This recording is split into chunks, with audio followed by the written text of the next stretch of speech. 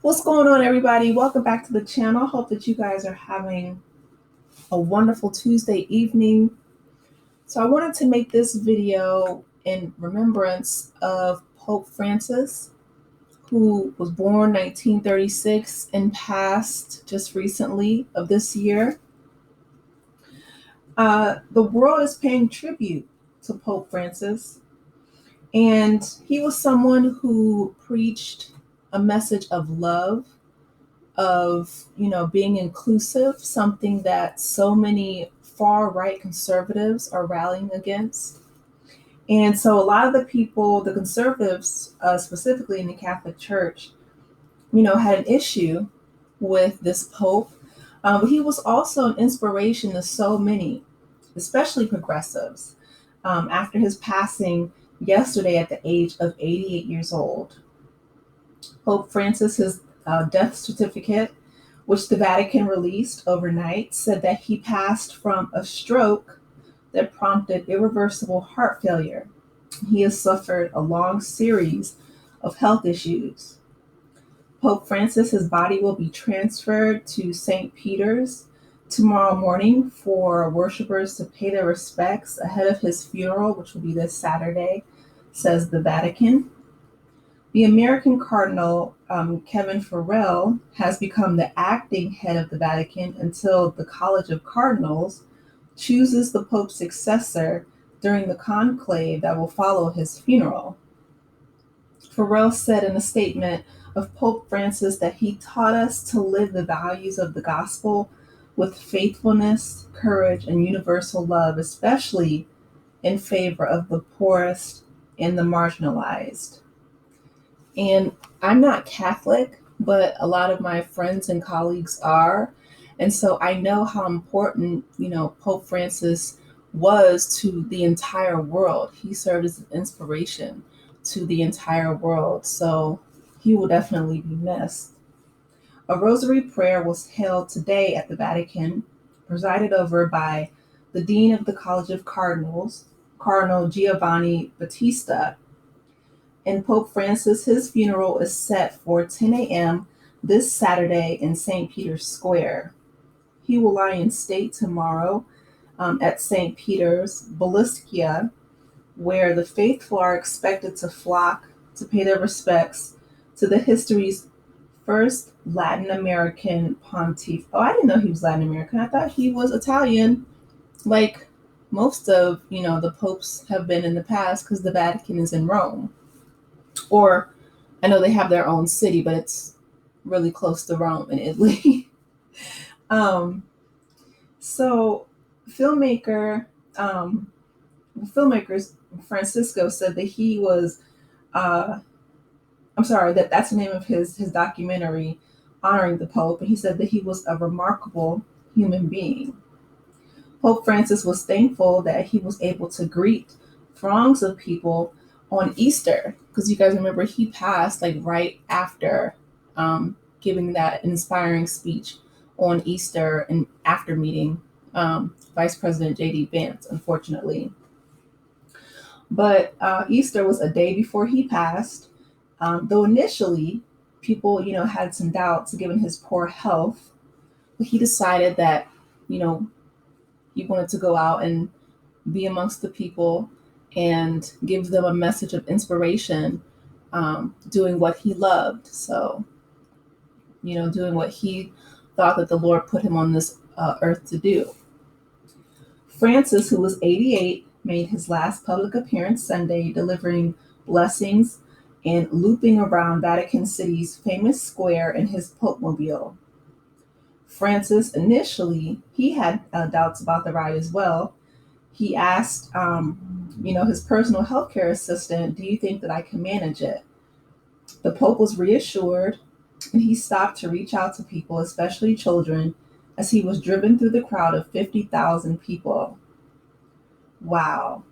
I wish they would have put a mask on him. I mean, I know a lot of people are against masking, but COVID isn't completely disappeared. And, 50,000, that's huge. Um, but then, I mean, he was 88. He lived a very long, full life. This was the first time he was released from the hospital. Oh yeah, they definitely should have had a mask on him then. And was mixed with the faithful at large. Yeah, he should have wore a double mask. Afterwards, Francis told his health assistant, "Thank you for bringing me back to the square." The Pope showed the first signs of illness around 5:30 a.m. the next day. Oh no, and then fell into a coma an hour later. Oh, that's heartbreaking. His Easter appearance is where he was introduced to the world as the first Pope from the Americas on March 13, 2013. He was sought to shake up the church and return it to its gospel mandated mission of caring for the poorest. And oftentimes, even though I'm not Catholic, I am a Christian, and oftentimes I wonder how we have strayed so far away from the gospel, for caring for the marginalized, the vulnerable, the poorest among us. I made a video earlier after, Marvin Sapp and his viral moment circulated, and he was talking about close the doors. He wasn't trying to let people out until, the parishioners within the church and online had given a total of $40,000. Like, sir, did you read about when Jesus was, turning over the tables, the money changers in his father's house? Like, are we reading the same Bible? Like, sometimes it blows my mind. I'm like, do y'all even read the book? Like, if you if you're a Christian, especially if you're a preacher, you need to read the book, study the Bible, okay? Um, and taking care of the poor. When Jesus was preaching to the multitudes, he didn't let them people go hungry. The disciples said all we could come up with was, a couple loaves of fish and some bread. The Lord said, don't even worry about it. I got it. Right? He prayed and his Father above blessed it. And it was multitudes. Everyone was fed and they still even had some left over. But yet here in America, the conservatives, they don't even want to have our tax dollars feed the children within the school system. Public schools are mandated, and yet they're trying to take free lunch away and they're trying to take food out of these children's mouths. They'll put the 10 Commandments in, right? Looking at you, Louisiana, but that they'll draw the line at free lunch. That's completely opposite of what the Bible teaches. So I'm really glad to see that Pope Francis, was an advocate of caring for the poorest and the most vulnerable. That's what we need to get back to. The Italian president, Sergio Martella, paid his respects to Francis at the chapel at St. Marta residence, where the Pope is laying in state. He was dressed in a black suit along his daughter, Laura Martella. Both somberly looked at the Pope. A small shrine was dedicated to Pope Francis, featuring a photo of him joyfully waving to passersby. Many visitors stopped to take photos or to return the gesture symbolically. It was created by Ulcer Vasil Paul, who's 72 years old, who originated from Romania, and he arrived in Italy nearly 20 years ago. In Rome, he doesn't have a home and he sleeps just a few meters away from the small altar. Oh my goodness. Y'all, get that man a place to stay. Like, that just speaks to even a larger issue of what Pope Francis was talking about before he passed away.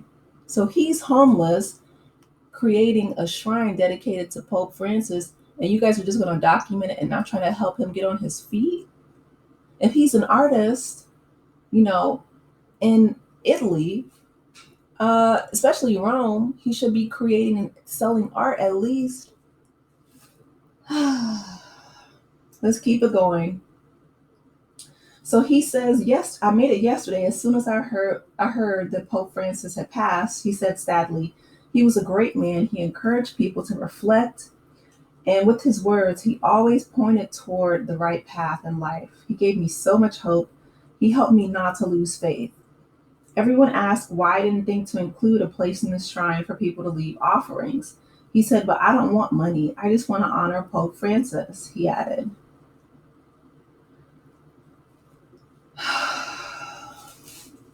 I understand why he didn't do it. If he had, put a place where people could donate or give an offering, they would have accused him of trying to monetize off of the passing of Pope Francis, and they would have called him all, every name in the book. And yeah, I completely understand why he wouldn't want to do that.